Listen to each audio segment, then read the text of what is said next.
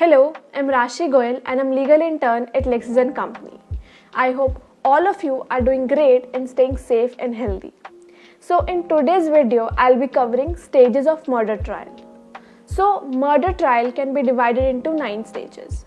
Let's talk about stage 1, which is complaint to the police or magistrate. So after murder has been committed, the pre-trial stage starts.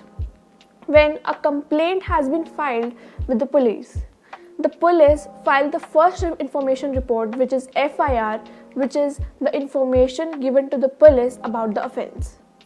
As per section 154 of the CRPC, the information given must be reduced into writing by the police, and the same must be read over to the informant. And the same complaint can also be made to a magistrate. As per section 2 clause D of CRPC, complaint means anything alleged orally or in writing to a magistrate with the intention of taking action under this code and against a person who has committed an offence, but he does not have any police report. Then he has the option to take cognizance of the offence and can proceed to record the statement of the complainant. And if the magistrate finds no sufficient ground for proceeding, then he may dismiss the complaint under section 203. However, if he finds it to be of a sufficient ground, then he may issue a warrant under case under section 204. Also, if he thinks fit, he can postpone the issue of process and choose to either inquire into the case himself or by a police officer or even such other person for the investigation and for the purpose of deciding whether there are sufficient grounds for proceeding. Now, stage 2, which is investigation.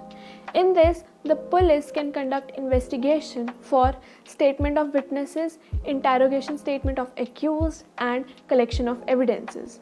As per section 27 of Indian Evidence Act, the police can seize or search the material that is in possession or kept elsewhere by the accused. Now, let's talk about stage 3, which is arresting the accused and the concept of remand. In this, the police have the option to arrest the accused without the warrant, as murder is a cognizable offence. However, they need to produce him in front of the magistrate within 24 hours. But in case their investigation cannot be completed within 24 hours, then the police can apply for the police custody of the accused, and the process is known as remand. In this, they can hold the person in custody till their trial or conviction in a serious offences like murder, and it is also referred to as pre-trial detention. And as per section 167 of CRPC, the magistrate can allow for the custody of accused of not more than 15 days. Moreover, the magistrate can allow for the detention of the accused otherwise than in the police custody for more than 15 days, if he thinks that there are adequate grounds for doing so. However, no magistrate can allow the detention of accused for the period exceeding to 90 days, where the investigation is related to offences in which the punishment could be life imprisonment or death. Now, stage 4 is charge sheet. After the completion of the investigation, a charge sheet against the accused is prepared by the police officer, which contains the element of the offence he committed. Moreover, it also includes complete investigation of the police authorities, charges slapped against the accused, all the facts, list, and the statements of the witnesses. It is described under section 161 of CRPC. A copy of FIR and the list of the seizure and the other documentary evidences are also there. A public prosecutor representing the state files the charge sheet in the court, and in the case the police feels that there is no prima facie case, then the final report is filed in the court. Next is stage 5, which is cognizance of offence by magistrate. According to section 190 of the CRPC, the magistrate takes an offence which is committed by the accused when he receives a complaint of the fact that is constituting such offence. Second, upon the submission of the charge sheet by the police. And third, upon receiving such information from any other source than police officer. Next is stage 6, service of warrant to accused. In this, the accused shall be brought before the court and the public prosecutor should open the case and describe all the charges against him and all the evidences that prove the guilt of the accused. And after that, the records of the case and the document which are submitted, and after the hearing of both the sides, if judge finds that there is no sufficient ground for the proceeding against the accused, then he is discharged by the court by giving certain reasons for doing so. But in case the judge find it to be a sufficient ground for presuming the guilt of the accused, then he may frame the charges against the accused.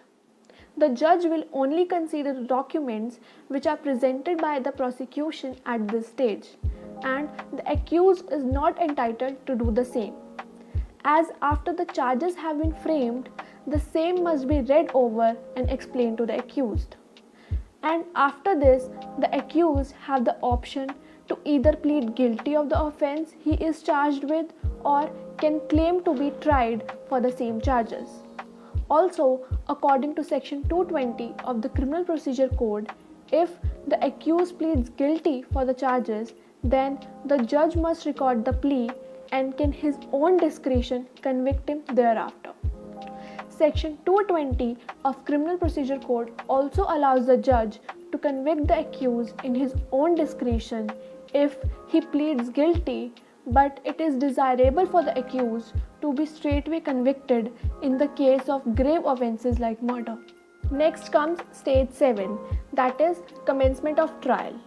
In case the accused pleads not guilty for murder, then the court calls upon the prosecution and fixes a day for examination of the witnesses. The court can allow cross-examination of any prosecution witness. And once all the evidences of the prosecution has been concluded and examined, then the court calls upon the accused for his defense.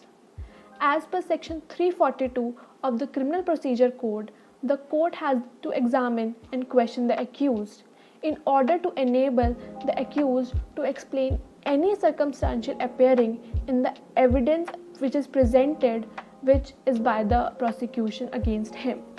And as per section 232 of CRPC, after the examination of accused, the court posts the case for hearing.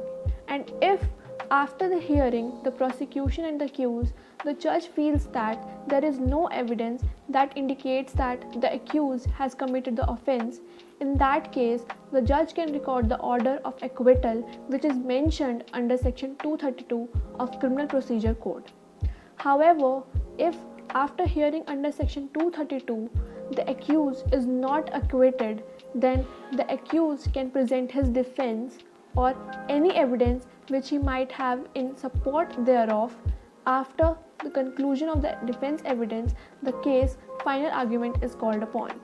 Second last stage is final argument. In this, after the final argument has been presented by both prosecution and accused, now the judge decides whether to acquit or convict the accused. According to section 314 of Criminal Procedure Code, any of the two parties in the proceeding can, as soon as after the close of his evidence and before he concludes his oral arguments, if any, has to submit a memorandum to the court which is along with the arguments in support of his case and a copy of the same to the opposite party. Last and final stage is judgment. In this, the judge either acquits or convicts the accused after the case has been presented by both the sides. It is referred to as judgment. According to section 250 of Criminal Procedure Code, if an accused is discharged or acquitted and if the person who made the complaint against him is present, then the court may call him. to show why he should not pay any compensation to the accused. In case he has not present, then the summon is issued for the same. Thank you everyone for watching my video. I hope you guys liked it. And if you did, please give it a thumbs up and share it with your friends and family. And don't forget to let me know your feedback in the comment section. Thank you, stay home, stay safe and stay healthy.